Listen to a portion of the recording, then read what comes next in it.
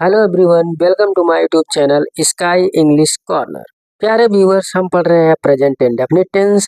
इससे पहले हमने पढ़ लिया है निगेटिव सेंटेंस, इंट्रोगेटिव सेंटेंस और इंट्रोगेटिव निगेटिव सेंटेंस। आइए आज हम इस वीडियो में जानेंगे कैसे हम बड़े से बड़े सेंटेंस को डील करेंगे। चलिए एक बार नियम को फिर से रिकॉल करते हैं।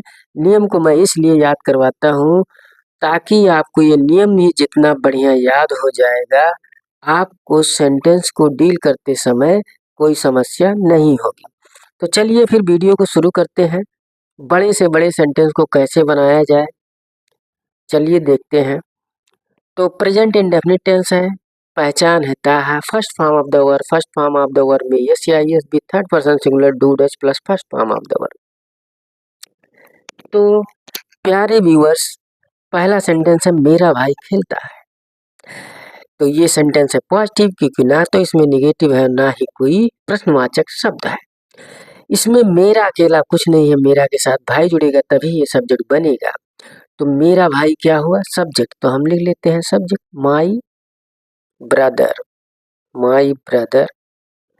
अब बचा क्या है, सब्जेक्ट पॉजिटिव है तो सब्जेक्ट के तुरंत बाद कहाँ जाते हैं, मेन वर्ब पे, क्योंकि जब पॉजिटिव होता है तो उसमें डू डच नहीं लगता है। तो खेलने की अंग्रेजी होती है प्ले। अब माई ब्रदर सिंगुलर है तो प्ले में क्या लग जाएगा, यस। तो माई ब्रदर प्लेज। अगला सेंटेंस मेरा भाई क्रिकेट खेलता है, तो होगा माई ब्रदर प्लेज। बच गया क्या, क्रिकेट लिख लेते हैं, यहाँ तक कोई दिक्कत ही नहीं है क्योंकि यहाँ पे अभी एक ही सब्जेक्ट, एक ही वर्ब और एक ही ऑब्जेक्ट। आगे आइए, मेरा भाई पार्क में क्रिकेट खेलता है। तो my brother, my brother, my brother. अभी भी सेंटेंस हमारा पॉजिटिव है तो मेन वर्ब प्ले पे जाएंगे और प्ले में लगा देंगे यस, क्योंकि ब्रदर क्या है, सिंगुलर। अब हमारे पास है क्रिकेट और है पार्क में, तो पहले क्या लिखें, तो जो ऑब्जेक्ट होगा वही लिखेंगे पहले। तो ऑब्जेक्ट क्या है, ऑब्जेक्ट कैसे पता करते हैं ये आप जानते हैं अच्छी तरह से, व्हाट और होम के प्रश्न से। तो जवाब में मिलता है हमें क्रिकेट, तो पहले लिखेंगे क्रिकेट, जो बच गया है उसको लिख लेते हैं बाद में, इन द पार्क। अगला सेंटेंस है मेरा भाई पार्क में रोज क्रिकेट खेलता है। तो आइए देखते हैं, माई ब्रदर प्लेज क्रिकेट। हाँ, अब यहाँ से देखिए, प्लेज के बाद से देखिए, पार्क में है, रोज है, क्रिकेट है। अच्छा, ये जो रोज है, रोज, कल, आज, जितने भी समय वाले शब्द हैं इनको सबसे आखिरी में लिखिए। अब बचे दो, पार्क में और क्रिकेट। तो पार्क में और क्रिकेट में ऑब्जेक्ट कौन है हमारा, क्रिकेट है। क्या है ऑब्जेक्ट, क्रिकेट। तो पहले क्रिकेट लिखें, जो बच गया इन द पार्क लिखेंगे। और मैंने कहा है जो टाइम वाले शब्द हैं, आज, कल, परसों, रोज, इन सब को लिखते हैं सबसे बाद में। तो बना क्या, my brother pledge cricket in the park daily. अगला सेंटेंस है मेरा भाई पार्क में रोज 9 बजे क्रिकेट खेलता है। आइए देखते हैं, माई ब्रदर सब्जेक्ट हो गया, पॉजिटिव है अभी भी सेंटेंस, तो जाएंगे सीधा कहाँ पे, मेन वर्ब पे। अगर ये पॉजिटिव ना होता, निगेटिव होता तो शायद डू डज का सहारा लेते, लेकिन है पॉजिटिव, तब तो दो ही नियम काम करेगा। तो सीधा जाना होगा कहाँ, मेन वर्ब पे, और चेक करना होगा यस लगेगा कि नहीं। तो प्ले मतलब होता है खेलना, माई ब्रदर है सिंगुलर, तो लगा दो यस। अब हमारे पास शब्द जो बच्चे हैं प्यारे व्यूअर्स, पार्क में बचा है, रोज बचा है, 9 बजे बचा है और क्रिकेट। इन चारों में से एक तो ये 9 बजे ये भी समय को दर्शाता है और रोज भी समय को ही दर्शाता है। तो इन दोनों को सबसे बाद में डील करेंगे। पहले तो हम आएंगे इन दोनों में, क्रिकेट में और पार्क में। तो ऑब्जेक्ट क्या है, क्रिकेट। हमें कैसे पता चला, अरे हम तो मेन वर्ब से प्रश्न पूछ लेते हैं, किस चीज का, व्हाट और whom का। तो हमें जवाब में मिल जाता है ऑब्जेक्ट। तो हमें मिल गया ऑब्जेक्ट क्रिकेट। अच्छा, मेन वर्ब के बाद तुरंत ऑब्जेक्ट लिखना होता है। ऑब्जेक्ट लिखने के बाद अब कोई ऑब्जेक्ट नहीं है तो अब हम लिखेंगे इन द पार्क। अब हमारे पास है रोज और 9 बजे, तो हम पहले लिखेंगे रोज की अंग्रेजी डेली और उसके बाद में लिखेंगे 9 बजे। तो 9 बजे को आप जब भी टाइम में दिया हो, बजे कोई समय दिया हो, तो उसके पहले लगा दो एट और फिर लिखो 9 o'clock। प्यारे व्यूअर्स, देखिए फिर से देखिए, आपको शायद नहीं दिख रहा था, दोबारा से मैं बताता हूँ। पहले मैंने लिख लिया सब्जेक्ट मेरा भाई, फिर मेन वर्ब पे गए, मेन वर्ब है खेलना, तो खेलने की अंग्रेजी हमने लिख ली प्लेज। ब्रदर सिंगुलर था तो यस लगा दिया मैंने। उसके बाद हमारे पास क्या क्या बचा, क्रिकेट बचा, 9 बजे बचा, रोज बचा, पार्क बचा। तो ये रोज और 9 बजे ये समय को दर्शाते हैं, तो इनको सबसे बाद में लिखेंगे। अब बचा पार्क में और क्रिकेट, तो इन दोनों में जो ऑब्जेक्ट है मेन वर्ब के बाद उसे ही लिखना है। तो ऑब्जेक्ट केवल क्रिकेट है, उसे लिख दिया। बचा पार्क में, लिख दिया इन द पार्क। अब लिख दिया डेली और फिर लिख दिया 9 बजे। और जब भी कभी समय दिया हो तो उसके पहले लगाते हैं एट। चलिए, इतना तो हमने सेंटेंस बना लिया, इसका हम निगेटिव वर्जन और इंट्रोगेटिव वर्जन भी बनाने की कोशिश करते। चलिए, तो हमारा सेंटेंस है मेरा भाई पार्क में रोज 9 बजे क्रिकेट नहीं खेलता है। ठीक है, कोई बात नहीं। चलिए बनाते हैं सेंटेंस को। पहले लिखेंगे सब्जेक्ट माई ब्रदर। अब ये देख लो कि सेंटेंस किस टाइप का है, निगेटिव है, तो निगेटिव में तो हमें डू डज भाई साहब मिल जाएंगे ना। तो निगेटिव में करना क्या है, माई ब्रदर सिंगुलर, सिंगुलर के साथ में डज लगा दो और फिर लगा दो नॉट। बस यही तो करना था। आगे अब हम आ जाते फिर अपने रूल पे, तुरंत मेन वर्ब पे चलते हैं। अब मेन वर्ब में केवल लगेगा प्ले। देखो जब सिंगुलर था तब यस या ईएस काम किया, जब सिंगुलर हट गया डू डज आ गया, तो अब केवल केवल मेन वर्ब की फर्स्ट फॉर्म, इसीलिए तो लिखा है डू डज के साथ में मेन वर्ब की फर्स्ट फॉर्म। अब आपको पता है प्ले। अब आपको लिखना है ऑब्जेक्ट, ऑब्जेक्ट आपका है क्रिकेट, फिर इन the park, in the park शायद जगह कम पड़ेगी, चलो कोई बात नहीं, मैं लिख दे रहा हूँ, आप समझ जाएंगे। Park daily at 9 o'clock। अब आप समझ जाएं प्यारे व्यूवर्स, यहाँ पे लिखा है 9 o'clock। चलिए अगला सेंटेंस, क्या मेरा भाई पार्क में 9 बजे क्रिकेट नहीं खेलता है? तो क्या से शुरू हुआ, इंट्रोगेटिव तो है लेकिन कौन सी टाइप का, यस नो टाइप। और यस नो टाइप को हिंदी में तो आपने पहचान लिया कि क्या से शुरू होता है। अंग्रेजी में क्या है पहचान, तो अंग्रेजी में पहचान यही है कि सेंटेंस शुरू होगा हेल्पिंग वर्ब से। सेंटेंस कहाँ से शुरू होगा, हेल्पिंग वर्ब से। यानी कि किसी भी यस नो टाइप की पहचान अंग्रेजी में क्या होती है कि अंग्रेजी में वो शुरू होगा हेल्पिंग वर्ब से। तो आओ, दो हेल्पिंग वर्ब है इस टेंस में, कौन कौन से, डू डज। तो किसको बाहर निकाले, ये बात डिसाइड करेगा सब्जेक्ट, और सब्जेक्ट में मेरा नहीं डिसाइड करेगा, भाई डिसाइड करेगा। भाई सिंगुलर है तो लाएगा डज। उसके बाद आएगा सब्जेक्ट माई ब्रदर। अब देखते हैं क्या निगेटिव भी है इसमें। हाँ, बिल्कुल निगेटिव है, ये देखो रहा। तो सब्जेक्ट के तुरंत बाद लगा दो नॉट। अब नॉट भी लगा दिया सब्जेक्ट के बाद, अब आ जाओ मेन वर्ब पे। मेन वर्ब है हमारा प्ले। प्ले के बाद लिख दो ऑब्जेक्ट क्रिकेट, और क्रिकेट के बाद लिख दो इन द पार्क, और डेली लिख दो एट 9 o'clock। प्यारे व्यूअर्स, अब आप इतना तो समझ ही जाएंगे, कोई दिक्कत कोई समस्या नहीं है। अगला सेंटेंस है मेरा भाई पार्क में रोज 9 बजे क्रिकेट क्यों नहीं खेलता है? तो दो शब्द आया क्यों और नहीं, तो इंट्रोगेटिव निगेटिव है लेकिन टाइप कौन सा है, W H type. W H type की हिंदी में पहचान क्या है, अच्छा वाक्य के बीच में आ जाए, तो फिर अंग्रेजी में क्या पहचान होगी। अंग्रेजी में किसी सेंटेंस की शुरुआत ही डब्ल्यू एच शब्द से हो जाए तो वही कहलाता है। तो डब्ल्यू एच से शुरुआत होने का मतलब इसकी अंग्रेजी हमें पहले लिखनी पड़ी। चलो लिख लेते हैं वाई। वाई लिख दिया। अब वाई के बाद में मुझे हेल्पिंग वर्ब तो बाहर निकालना ही पड़ेगा, क्योंकि कोई भी इंट्रोगेटिव सेंटेंस तभी माना जाएगा जब सब्जेक्ट से पहले हेल्पिंग वर्ब आ गया हो। अगर हेल्पिंग वर्ब सब्जेक्ट से पहले नहीं आया तो उसे हम इंट्रोगेटिव सेंटेंस नहीं कंसीडर करेंगे। तो चलिए हेल्पिंग वर्ब डू डज में से क्या लगाएं मेरे भाई के लिए। तो एक ही भाई सिंगुलर है तो डज लगा देते हैं और उसके बाद लिखते हैं माई ब्रदर। सब्जेक्ट हमने लिख दिया, नाट भी होगा तो कहाँ लगेगा, सब्जेक्ट के तुरंत बाद लगा दिया। और बाकी जो बचा है play cricket in the park. मैं थोड़ा जल्दी लिख रहा हूँ ताकि वीडियो लंबी ना हो। एट 9 o'clock, पर मुझे यकीन है कि आप समझ गए होंगे। तो चलिए क्या सेंटेंस बना, why does my brother not play cricket in the park daily at 9 o'clock।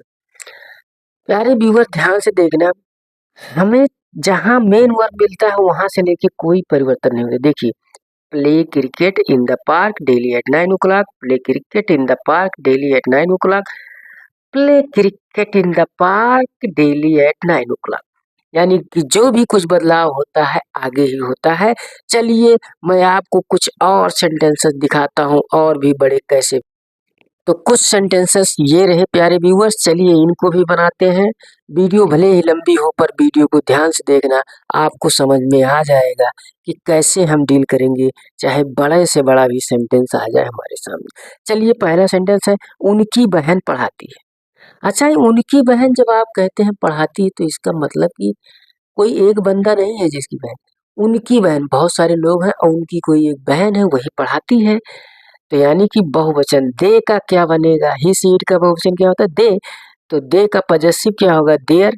तो डियर सिस्टर। अगर इसमें आपको कोई कंफ्यूजन है तो प्लीज मैं दोबारा सजेस्ट करता हूँ कि आप मेरी वीडियो देखिए, पजेसिव केस का कैसे हम प्रयोग करते हैं वहां पे आपको ज्यादा समझ में आएगा। तो मैं यहाँ लिखूंगा डियर सिस्टर, सिस्टर।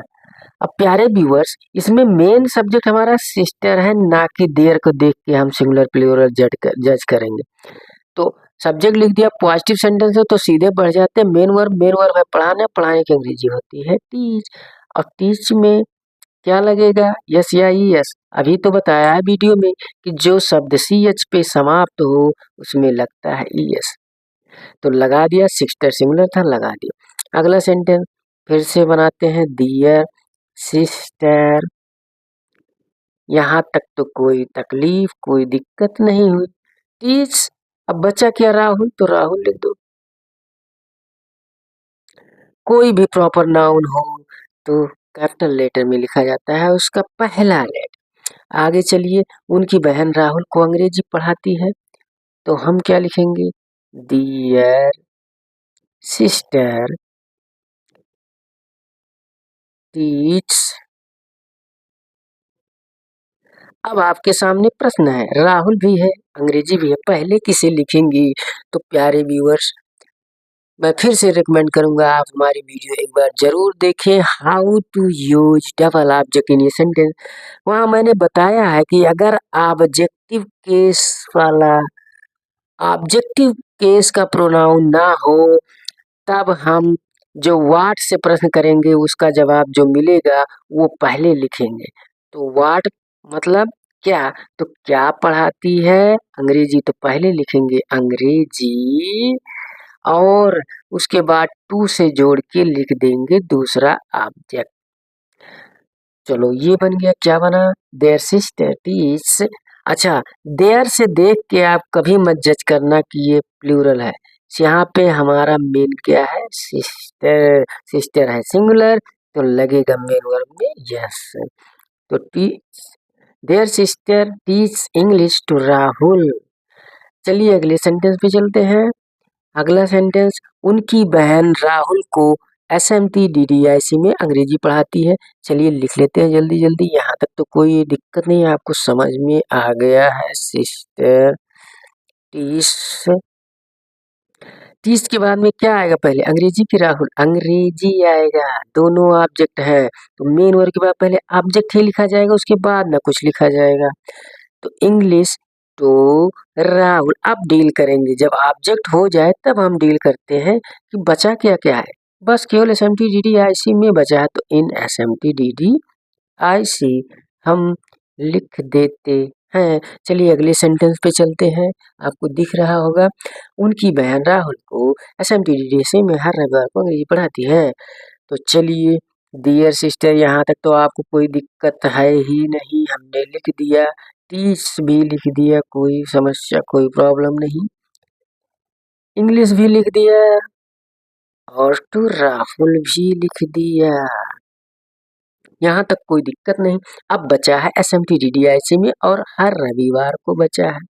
तो मैंने कहा अभी जब समय के बारे में दिया, कोई दिन उनका नाम दे, समय दे, आज दे, कल दे, परसों, तो इनको बाद में डील करो। तो पहले क्या लिखे, S M T D D I C, तो in S M T D D I C. अच्छा, दिनों का नाम अगर दिया है, नेम ऑफ डेज, तो आन लगाओ, आन every Sunday, every Sunday, Sunday का यस कैपिटल करो और आगे बढ़ जाओ। चलिए अगला सेंटेंस है, उनकी बहन हर रविवार को राहुल को 9 बजे एसएमटीडीआईसी में अंग्रेजी पढ़ाती है। देखिए कैसे कैसे सेंटेंस बड़ा होता जा रहा है। तो चलिए शुरू करते हैं। पहला है डियर सिस्टर, तो लिखना ही है डियर सिस्टर। डियर सिस्टर हमने लिख लिया। अब हमारा सेंटेंस तो पॉजिटिव है, तो डू डज की आवश्यकता नहीं, मेन वर्ब पे जाएंगे। मेन वर्ब है पढ़ाना, पहले पढ़ाने की अंग्रेजी लिखेंगे। यही काम आपको करना है। कितना भी बड़ा सेंटेंस रहेगा, पॉजिटिव है तो सब्जेक्ट के तुरंत बाद कहाँ जाना होगा, मेन वर्ब। मेन वर्ब हमने लिख लिया। अब मेन वर्ब के बाद हमें चाहिए ऑब्जेक्ट, तो ऑब्जेक्ट ढूंढो। इतना बड़ा सेंटेंस होगा तो सीधे सीधे मेन वर्ब से दो प्रश्न करना है, वाट का और हुम का। तो पहले वाट कब करेंगे, मैं आपको फिर कहूंगा कि आप एक बार जरूर देखें मेरी video how to deal double object को। तो पहले जवाब मिलता है वाट से क्या, अंग्रेजी, तो इंग्लिश लिख दिया मैंने, फिर लिख दिया टू राहुल। दूसरा ऑब्जेक्ट हमारा क्या है, राहुल। अब बचा क्या क्या है, अब बचा है हर रविवार, ये समय है, इसको बाद में लिखेंगे। 9 बजे बचा, इसको भी बाद में लिखेंगे। फिर क्या बचा, S M T D D I C में बचा है, तो S M T D D I C में लिख देता in S M T D D I C on every Sunday, Sunday at 9 o'clock, 9 o'clock। अगला सेंटेंस, उनकी बहन हर बार को राहुल को 9 बजे अंग्रेजी नहीं पढ़ाती है, तो निगेटिव हो गया। और जैसे ही निगेटिव में आएंगे तो कौन सा रूल कार्य करेगा, do does plus first form of the verb. Do does जब लिख देंगे तो उसके साथ फिर मेन वर्ब की केवल केवल फर्स्ट फॉर्म ही लगाएंगे। तो चलिए देखते हैं, निगेटिव है, पहले लिख देते हैं डियर सिस्टर, यहाँ तक कोई समस्या आपको नहीं हुई। अब डियर सिस्टर के बाद में सिंगुलर है सिस्टर, तो डज नॉट लगेगा, क्या लगेगा, डज नॉट लगा दिया हमने। और फिर अब टीच में से ईएस हो गया गायब, क्योंकि डू डज आ गया है। Teach English to Rahul, Rahul in S M T D D I C, D D I C on every Sunday at 9 o'clock, 9 o'clock। प्यारे व्यूअर्स, चलते हैं अगले सेंटेंस की तरफ। तो अगला तो क्या से ही शुरुआत हो गया, तो किस टाइप का होगा, यस नो टाइप का।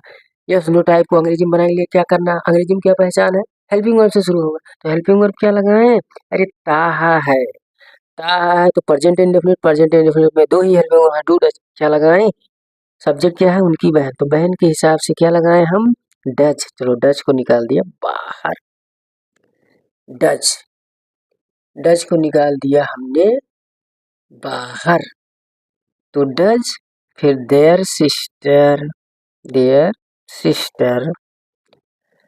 अब निगेटिव होता तो सब्जेक्ट के बाद लगाते हैं, निगेटिव तो है नहीं, तो बस मेन वर्ब पे आ जाते हैं। मेन वर्ब है teach English to Rahul in SMTDDIC on every Sunday at 9 o'clock. 9 o'clock. उनकी बहन हर रविवार को राहुल को अंग्रेजी क्यों नहीं पढ़ाती है 9 बजे? बड़ा हो गया सेंटेंस, कोई बात नहीं, वीडियो थोड़ी बड़ी हो जाए फिर भी कोई बात नहीं, आप ध्यान से देखिए। तो पहले क्यों नहीं की अंग्रेजी लिखेंगे, अरे क्यों की अंग्रेजी लिखेंगे, क्योंकि अंग्रेजी होती है वाई। अच्छा, इंट्रोगेटिव कोई भी हो, चाहे WH हो चाहे यस नो टाइप हो, हेल्पिंग वर्ब तो सब्जेक्ट से पहले ही लिखा जाएगा। तो लिख लो भैया, डज निकल लो बाहर। अब लिख लो डियर सिस्टर। अब इसमें नाट भी है, तो नाट कहाँ लगेगा, सब्जेक्ट के बाद लगा दिया हमने। अब आ जाते हैं मेन वर्ब। मेन वर्ब है पढ़ाना, पढ़ाने की अंग्रेजी लिख दिया हमने टीच। और टीच के बाद में हमें चाहिए ऑब्जेक्ट, तो पहला ऑब्जेक्ट लिखा जाएगा इंग्लिश, दूसरा ऑब्जेक्ट लिखा जाएगा टू राहुल। अगर आपको नहीं समझ में आ रहा क्यों ऐसा मैं कह रहा हूँ, तो जाके देखिए how to deal with double object. Rahul हो गया इन SMTDDIC on every Sunday at 9 o'clock, at 9 o'clock। प्यारे व्यूअर्स, क्योंकि सेंटेंस बड़ा है, पेज में आ नहीं रहा है, तो मैं थोड़ा जल्दी लिखता हूँ। लेकिन चलिए मैं आपको बता देता हूँ, सेंटेंस कोई भी हो, निगेटिव हो चाहे इंट्रोगेटिव, छेड़ना हमें तो सब्जेक्ट और हेल्पिंग वर्ब में ही होता है, बाकी चीजें मेन वर्ब से वैसे ही रहती है। आइए मैं आपको दिखाता हूँ, यहीं से देखिए। Teach English to Rahul in SMTDDIC, teach English to Rahul in SMTDDIT यानी every Sunday, teach English to Rahul. Teach से लेके आप देखेंगे ध्यान से, तो सभी के सभी शब्द उसी प्रकार हैं। तो प्यारे व्यूअर्स, मिलते हैं अगली वीडियो में। अगली वीडियो में आपको वैरायटी ऑफ सेंटेंसेस देखने को मिलेगा। ये तो मैंने आपको एक टेक्निक बताया है, आप कितना भी बड़ा सेंटेंस इससे सॉल्व कर सकते हैं। अगली वीडियो में बहुत सारे टाइप के सेंटेंस आपको बताने वाला हूँ, फिर डेली रूटीन भी बताने वाला हूँ। आज के लिए इतना ही। Thanks for watching this video. Please do watch, subscribe, like and share this video.